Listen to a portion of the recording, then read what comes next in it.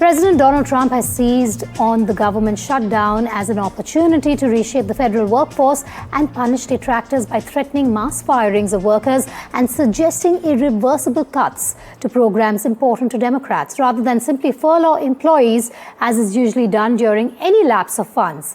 White House Press Secretary Leavitt says layoffs were imminent. Speaking to reporters Thursday, Leavitt said the layoffs were likely to go on and to be in thousands.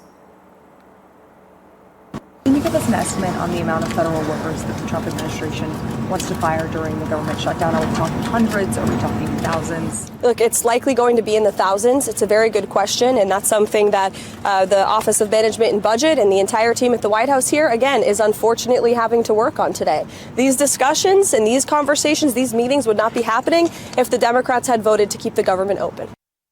Well, in the U.S., the government shutdown happens when Congress cannot pass the annual spending bills that fund government operations. So unlike in India, where the union budget is just a single vote, the U.S. requires 12 different bills to pass. And if Congress fails, federal agencies legally cannot spend any money, and parts of the government shut down as a result. So essential services like defense, social security, and air traffic control continue, but many civilian services stop. So what does this mean? This means that hundreds of thousands of federal employees either stay at home or they work without pay.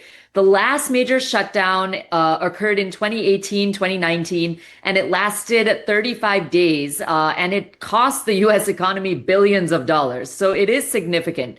Now, this shutdown in 2025 has happened because it comes down to healthcare and, I guess, political brinksmanship, if you can call it that. Republicans who do control both houses of Congress want to enforce more spending cuts and reforms. The Democrats, however, are insisting that any budget must extend subsidies under the Affordable Care Act and restore Medicaid funding for low-income Americans. So that's healthcare for low-income Americans. So without these guarantees, Democrats refuse to cooperate in the Senate, where 60 Democrat votes are required. So the question is, are Democrats deliberately using the shutdown as leverage? And by holding firm on healthcare, they are actually framing Republicans as attacking ordinary Americans' access to medical coverage.